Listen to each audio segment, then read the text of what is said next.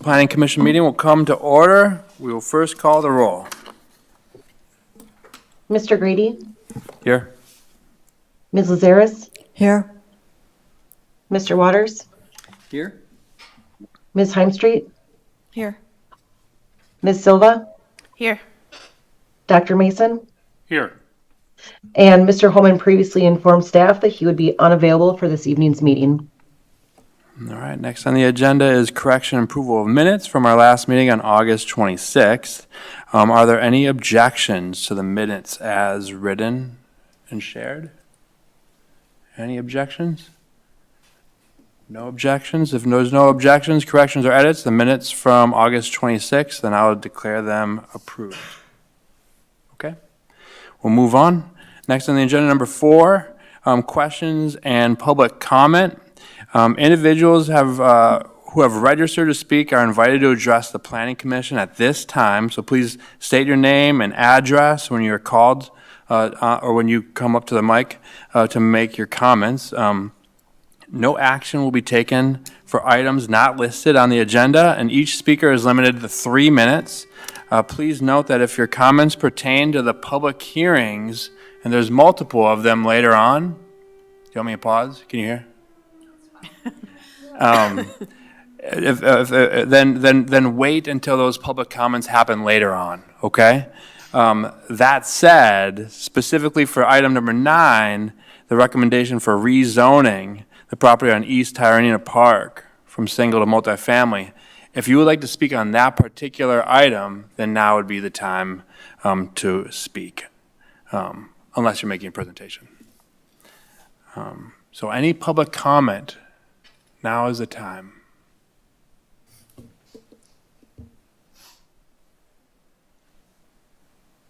Misty, is there anyone that came in?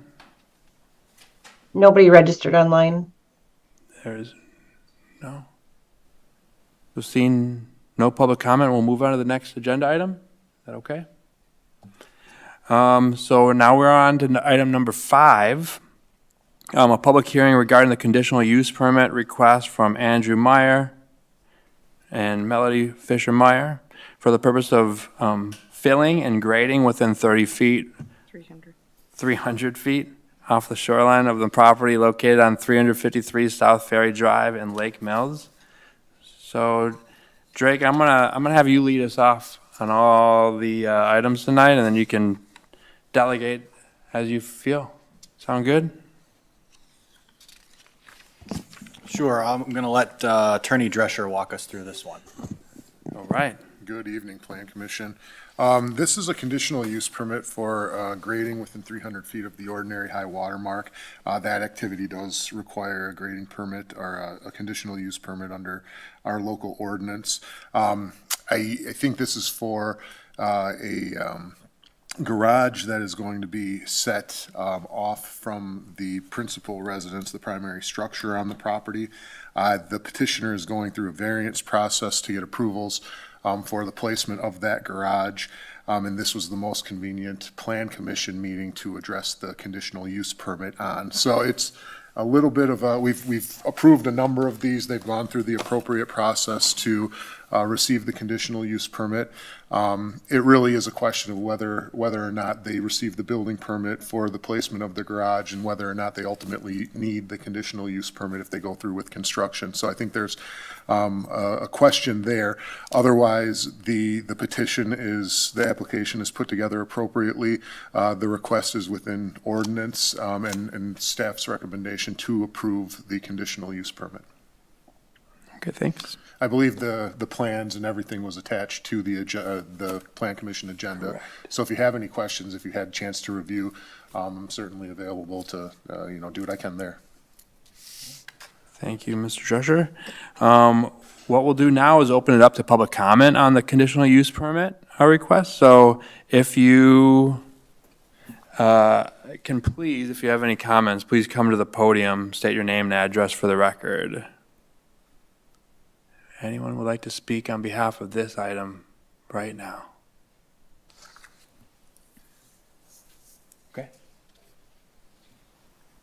Seeing none, we'll close the public comment at 7:05.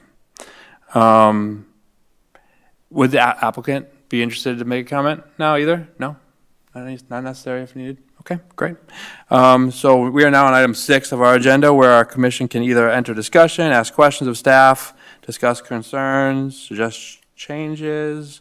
Any thoughts, planning commission, on this particular conditional use permit? I had a chance to look at that site today, and my only question is that the existing garage, is that being torn down? I believe that's correct. Yes.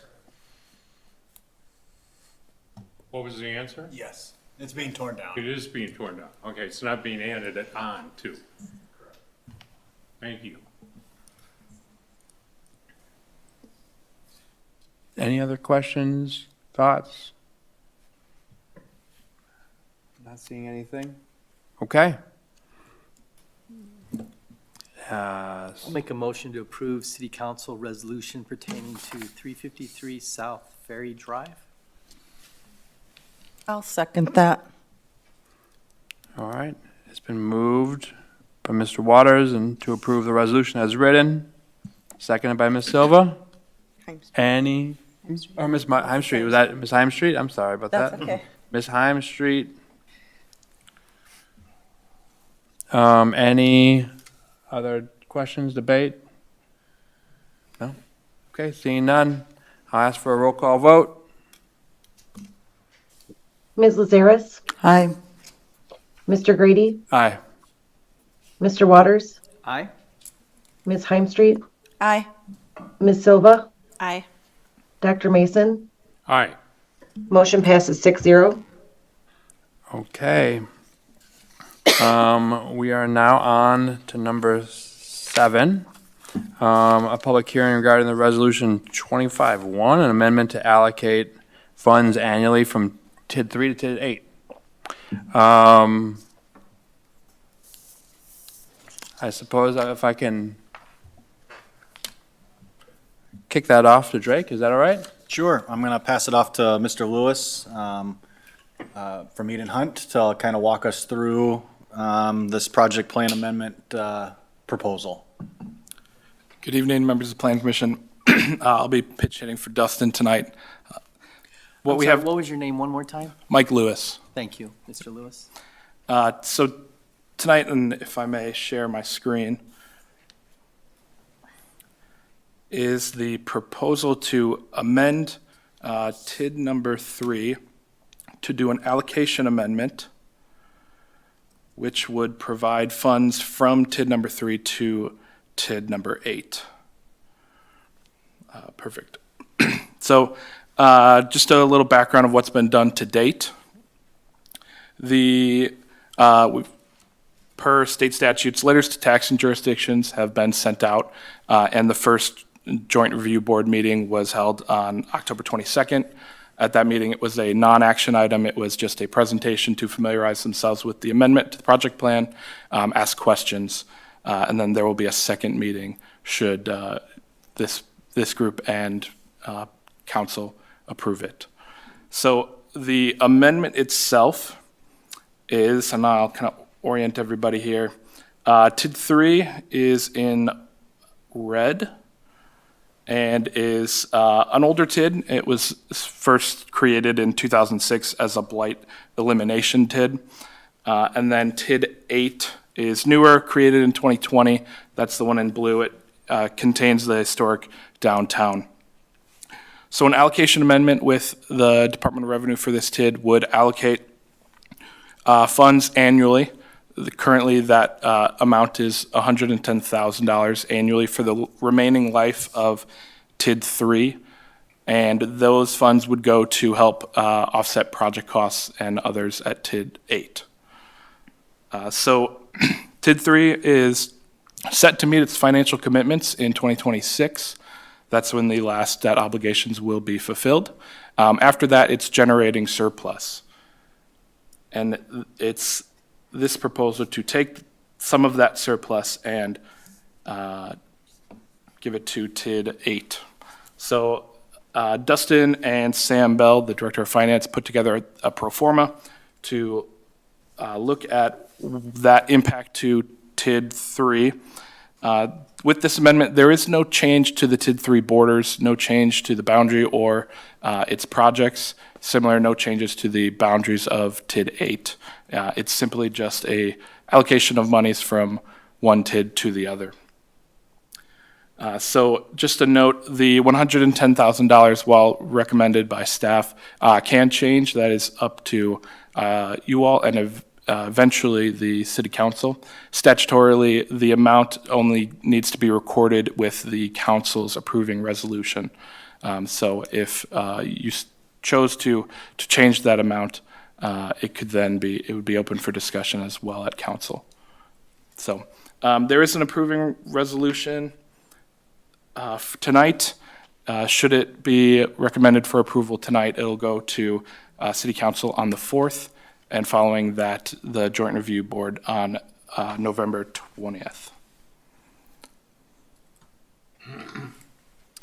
So this is a proposal that I asked Mead and Hunt to put together for us.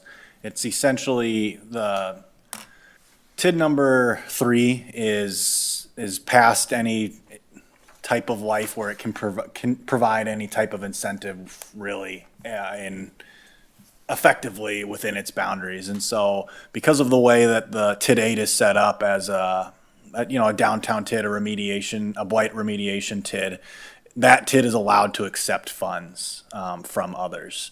And so what this allows us to do is take TID funds from a successful TIF district and put them into our downtown TID, where I believe they would be most useful in addressing the city's economic development goals. These funds could be used for anything really within the project plan of TID 8.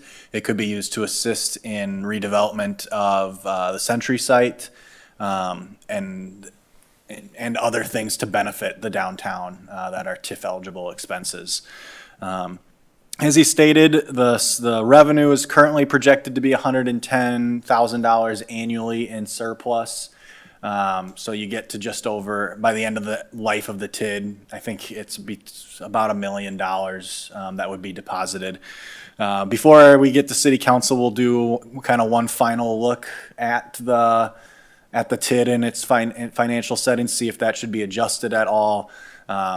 We do anticipate the surpluses that's currently in, or the fund balance, I should say, that's currently in TID number 3 is likely enough to cover its final debt obligation without needing any additional revenue towards it. So there's no concerns there.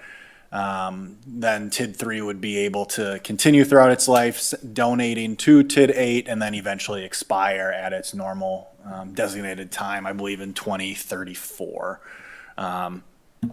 So that is where this proposal stems from, is an attempt to send resources to where I think they best meet the city council's economic development goals.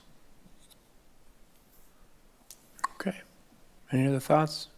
Nope. All right. We'll now hear public comment on this proposed resolution, 25-1. Please come to the podium, state your name and address for the record on this particular issue. So this is the public hearing? Public hearing. Thank you.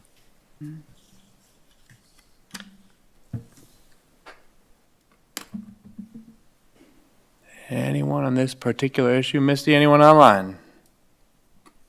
There's nobody registered online. Nobody registered online. All right. Seeing none, we'll close the public comment at 7:14.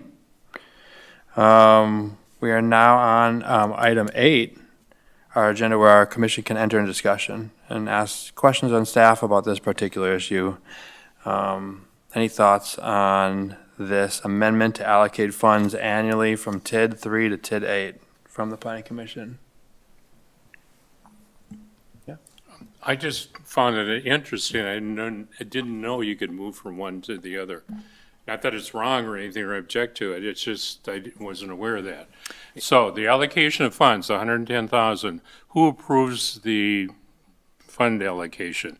Does the city council? Do you? Ultimately, city council and then the joint review board also has to sign off on it. Once the allocation is set up, then the city council can make the transfer of funds at its discretion.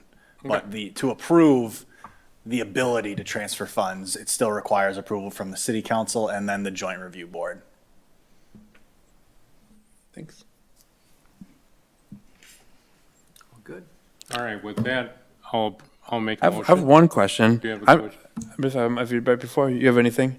I was just wondering what happens when it sits there. I'm just curious for my own. If you didn't make Yeah. a donation, the surplus would build up until the council could choose to terminate a TID early, or the surplus would build until the TID reached its natural expiration date, at which point any surplus is divided up amongst all the taxing jurisdictions, and allocated out proportionally. Got it. Thanks. Okay. Would you like to? I'll Sorry for make a interrupting. motion. That's. Is there any other? No. It looks like that's. Okay, I'll make a Appropriate. motion to move the funds from TID 3 to TID 8. Second. Okay. It's been moved by Mr. Mason to approve the amendment as written, seconded by Ms. Lazares. Any other comments before we ask for a roll call? Do we need to state Resolution 25-1? To approve the amendment, the resolution 25-1? Is that okay? As written? Is that your motion, Dr. Mason? Yes. Very good. Can you second that? Yes, and that is the intention of my second. Okay. No debate, no questions. Then I'll ask for a roll call vote. Mr. Waters? Aye. Ms. Heimstreet? Aye. Ms. Silva? Aye. Dr. Mason? Aye. Ms. Lazares? Aye. Mr. Grady? Aye. Motion passes 6-0. Okay. And that brings us to item number 9. On the agenda is a discussion and recommendation for the zoning amendment request from Northern Management Company to change the zoning of the parcel of land 246 0714 0734 025 located off of East Tyranena Park Road from single-family residential R14 to multifamily residential R312 with a planned development district overlay. I'm going to ask Drake to, again, kick us off here on this matter. If there's no objection, I'm happy to allow the petitioner to make their presentation, and we can fill in any gaps following that. Any objection to that? None? Thank you. Chris Carr, 1300 West Canal, with the Sigma Group, Milwaukee, Wisconsin. Over the last few months, we went through Common Council for the future land use amendment, which we did receive. Through that process and also through the last feedback that we received from this group, we have provided some modifications to the site plan. It was in the packet today that you have, and I'll just overview a few of those changes and what we heard from commissioners and some people on this board. You'll see in your packet, we've provided a cross-section. I think that was one of the questions that was asked, so that the Plan Commission could really see the grade elevation and showing how we were trying to protect the adjacent residents. So if you look closely at the cross-section, you'll see the berming that we have, the separation between the backyards, and then also the heights as they vary down. So a big goal of this project has always been to transition from the larger multifamily to the adjacent I just single want family. to, I'm sorry, is that, okay, good, thank you. I apologize. Yeah, thank you. Go ahead with your presentation. Yeah, let me see. Yep, right there. So that's just a zoom in, so you can see, again, we have just a single story on the side-by-side townhomes, very similar to a typical residential unit that you would see. We've provided the berming, we've provided the trees on top, and then we pushed the buildings back even further. If you go up, I believe, a little bit further on the cross-section, or is it down maybe? Maybe the next page. That's a little bit zoomed out version. So the key thing here is as we tear down and we go to the 2-story buildings, which is the max height here, you can see that the existing grade really falls. So as you can see from, again, the residents were really have brought all of that down. So that was one of the big items we wanted to show this, because it's always been a comment that we've heard from this group and from the residents, showing how we're providing that buffering and that change from the more dense the more dense multifamily to the single family over there. We've also provided some additional details on the 2-unit buildings. I think that was a question that they asked. So we showed a typical photo of what our 2 families look like. Generally, yeah, maybe it's up. I think those are the larger yeah, right there. So it really looks like a house. So it's a single-story building, direct entry. So no stairs for more senior residents. And it looks really a lot like a single-family home. So we provided more detail. There's also a floor plan in there. And then we have made a couple site plan modifications based on the feedback we heard from residents and council. One of the biggest items is there is a single-family resident on the southeast corner of our parcel in our project. We originally had an 8-unit, which was not our larger building, but the kind of the next tier up. We've taken that out and then we've switched it to a 2-unit. So the resident that's closest to our project, they had a larger building next to them, and we've swapped that out, and now they have just the single-story 2-unit building. You can kind of see that down here. This resident, who's actually pretty far back, she's got some a lawn here. So this used to be a larger 8-unit. What we did is... I'm sorry, I can't hear whoever's speaking. If you could... Sorry, I was up at the screen. So, yeah, right there on the southeast, we swapped that for a 2-unit. I think staff is asking us to rotate that, and I agree with that. So that was one of the changes we made. We did with that replace an 8-unit with a 2-unit, and then we provided additional screening.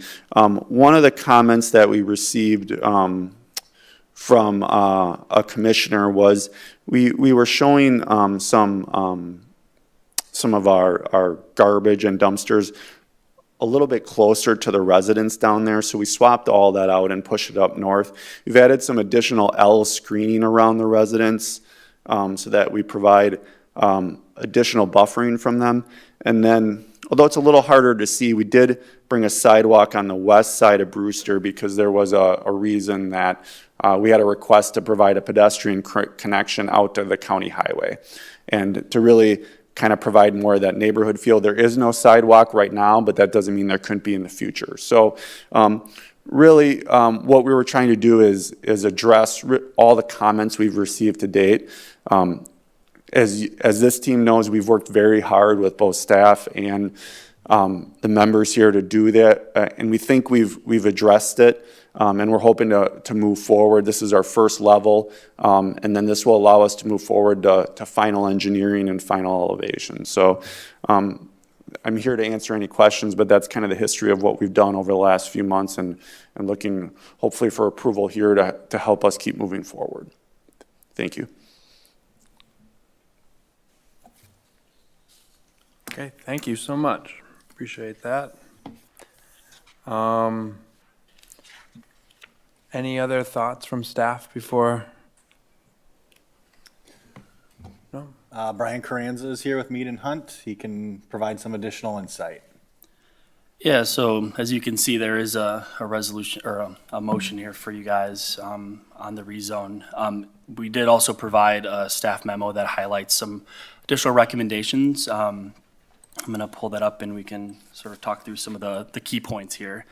I think the first thing to point out is just a reminder on kind of the purpose of a PDD. We ultimately have a PDD to sort of encourage the diversification of the housing unit and the type of development, providing for more imaginative kind of development rather than restrictively looking at the uniformity of a conventional zoning district. With that flexibility does come some additional expectation of public benefit, and oftentimes that is accomplished through higher standards of architectural design, as well as overall aesthetics and functionality of the site.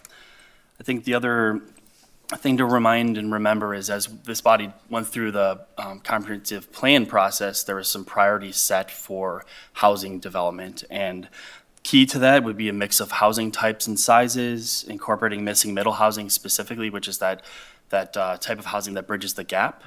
As the petitioner has pointed out, that sort of duplex two-family fits that mold. And then using sort of a variety of architectural styles to mimic the feel of that traditional neighborhood, ultimately. The petitioner did highlight some of the changes in the specific proposal. I just wanted to point out a couple from staff that are identified in the memo. So the 8-unit structure that was replaced sort of in this location here and is now a duplex, that was relocated across the street to here. There was also an additional, a 6th duplex added to this row along this section right here. And that increased the total units from 140 to 142. The mix is about 9 duplex buildings, 12 8-unit buildings, and 2 14-unit buildings. And so those are the overall changes in terms of what's being proposed.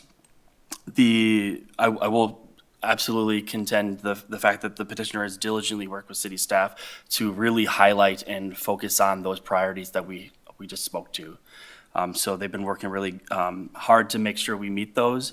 We do have some additional recommendations that we would like to see as part of the precise implementation plan. The first thing we would like to see ultimately is a reduction of these 6 down to the original 5 in terms of the duplexes on this row. We don't want to see so much crowding, particularly along that corner. And then, as the petitioner pointed out, we are recommending reorienting some of the duplex buildings ultimately to have the front of the structure, or basically the front of the house facing the street and the back of the house facing sort of the undeveloped areas or the existing residences. This is pretty typical of a single-family residence to have sort of a backyard. And in those traditional neighborhoods, you're going to have sort of the condition of kind of that front porch, that semi-public space. And so that's that recommendation. We do also recommend removal of this 8-unit structure as part of the development. Again, for the same purpose of crowding and replacing it with another duplex. And we feel like this is, in partner with some of the other recommendations for site evaluation, to close the drive sort of to the back of these 2-unit buildings. So again, provide sort of that backyard for the 2-unit structure. These are single-family houses. They do typically have sort of a backyard to utilize as their own. So we want to make sure that we're capitalizing on that opportunity. And then when we reorient the duplexes towards the street again, you sort of create that traditional neighborhood setup. So in total, those recommendations bring the total down to 134 units. The mix is essentially 9 duplex buildings down to 11 for the 8-unit buildings and then 2 14-unit buildings. So in total, the reduction is basically 1 8-unit structure. That is also partnered with some recommendations in terms of the building evaluation itself. In terms of, or rather, let me speak on parking. We do actually, there will need to be some exceptions related to this PDD for parking specifically. Staff does support this. Ultimately, it's a reduction in the number of overall parking spaces as well as service parking spaces rather than structured spaces. For the building evaluation itself, as the petitioner pointed out, they did provide examples of the duplex 8-unit and 14-unit structures, and those are shown in the memo between pages 10 and 13.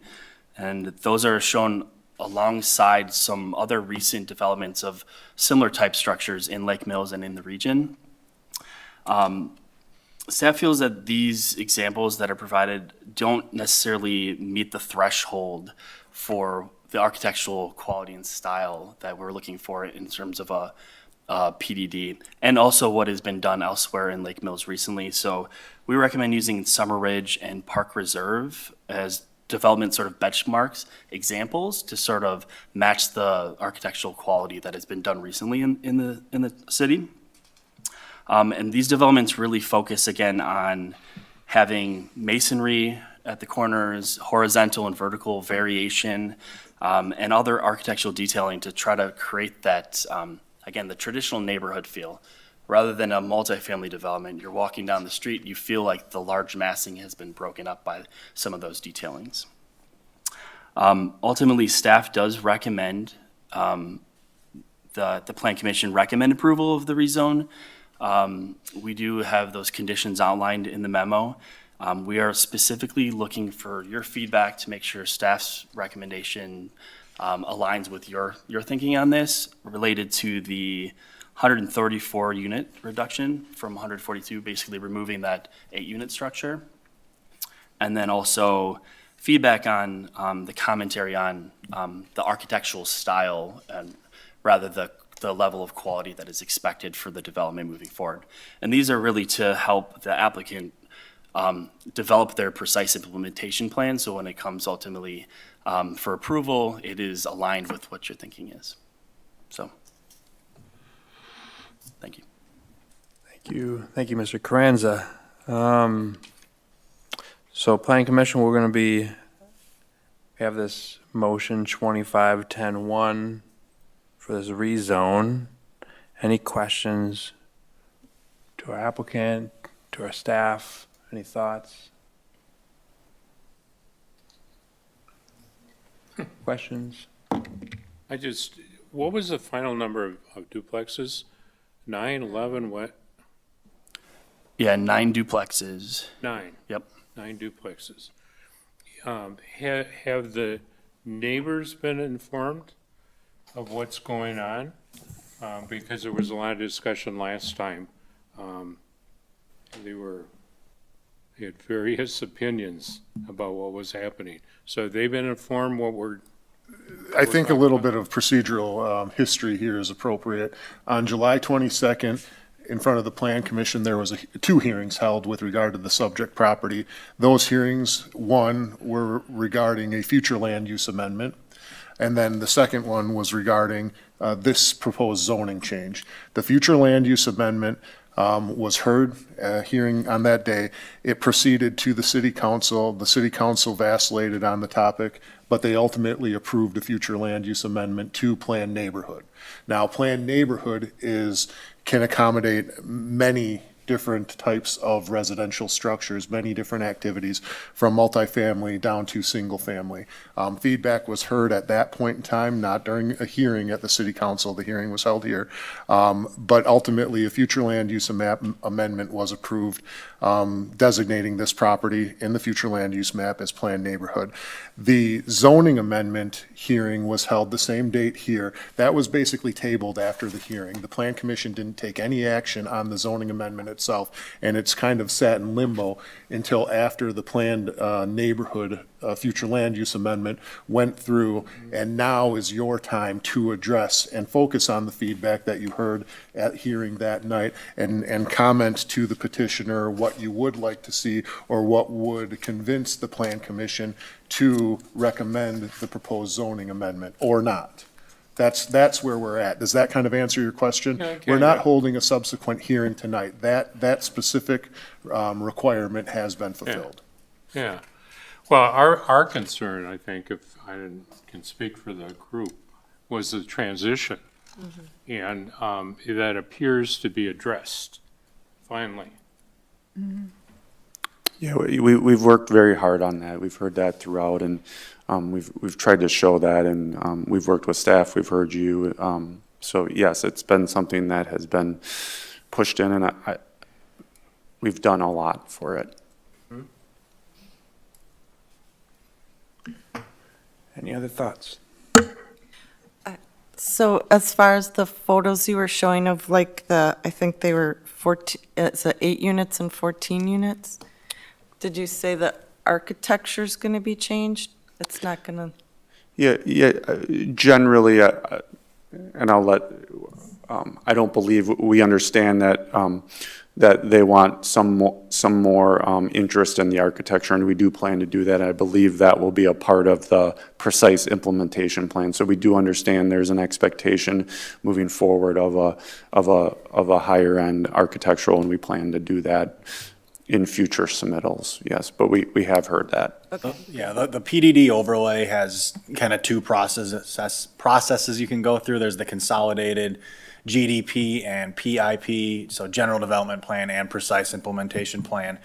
The applicant is also allowed to submit for the zoning amendment with the general development plan, and then come back for a subsequent approval for the precise implementation plan. The precise implementation plan is where you get more into the details Sure. of Okay. that nature. Yeah, that makes sense. Okay. Yes, Mr. Waters. As Mr. Dresser outlined, the city council approved the planned neighborhood.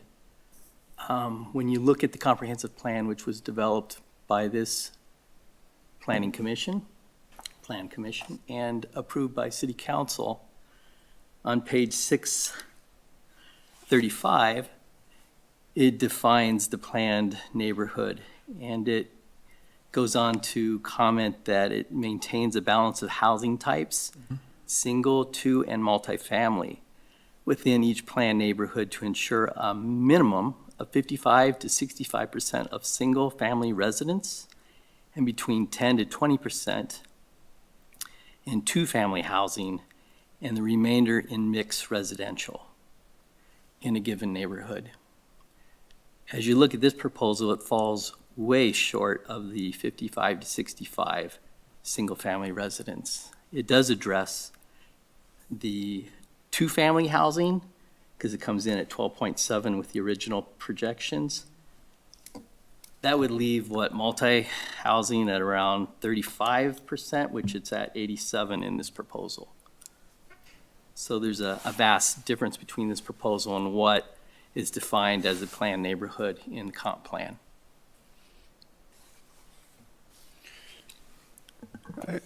I think those were general items, and when we talked to the planner, and Dustin's not here, so those were general ideas. That was one of the reasons why we added the additional twos. We've come in front of this and have the single family development is not financially viable. We've looked at it many times. It's we just can't do it, and not many people can do it. So when we went with the comp plan amendment, we did do as much as we could, and that's one of the reasons why we added a couple of those extra 2-unit buildings, was to at least get the building count a little bit closer to what we want. If you can imagine trying to provide that transition and actually have 55% single family, the development wouldn't work. So we believe it's consistent. I think staff believes it's consistent with the change in the overall land use plan, and we think it's addressing the transition and providing a very strong housing development that is really needed in the city.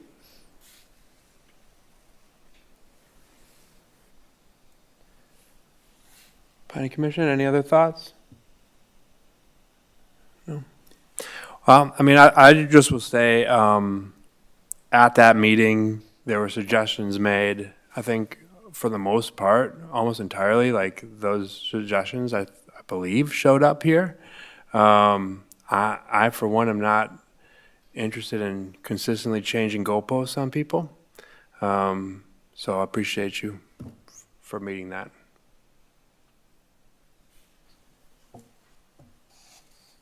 Okay.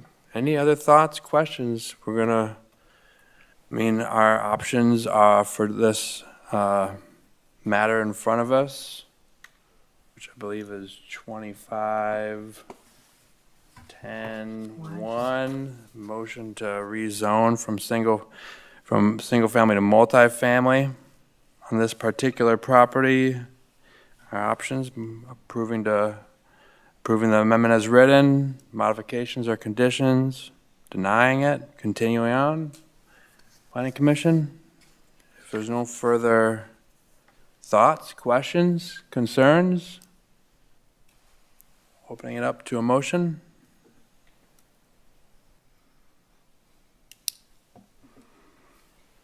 I'll move to approve the rezoning petition to R312 PDD. Is that right? I think the easiest motion for you would be a motion to approve motion 25-10-1. Okay. I move to approve motion 25-10-1. Second. Mason. Okay. It has been moved by Ms. Silva to approve what would I say this? So motion 2510-1, and seconded by Mr. Mason. Any further thoughts before we ask for a roll call vote? Seeing none, I'll ask for a roll call vote. Ms. Heimstreet, Aye. Ms. Silva, Aye. Dr. Mason, Aye. Ms. Lazaris, Aye. Mr. Grady, Aye. Mr. Waters. No. Motion passes 5-1. Okay. Thank you. I look forward to working with you guys on the precise implementation plan. Appreciate it. Thank you. Next is a recommendation on future agenda items. Are there any coming up from city staff that we can anticipate in the next month?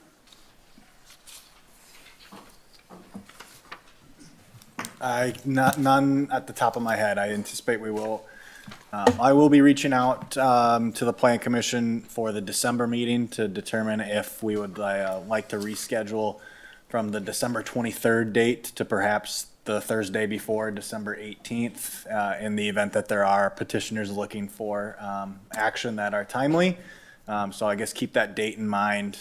We'll send out an email to make sure we would be able to obtain a quorum, but I think most would prefer not to meet on December 23rd, so Yeah. we'll see if there's availability for an alternative date. Thank you for that. Anything from us? No? Okay. I'll take a motion for adjournment. So move. Mason. Second Heim Street. All right. All in favor, say aye. Aye. All opposed, say no. All right, meeting's adjourned.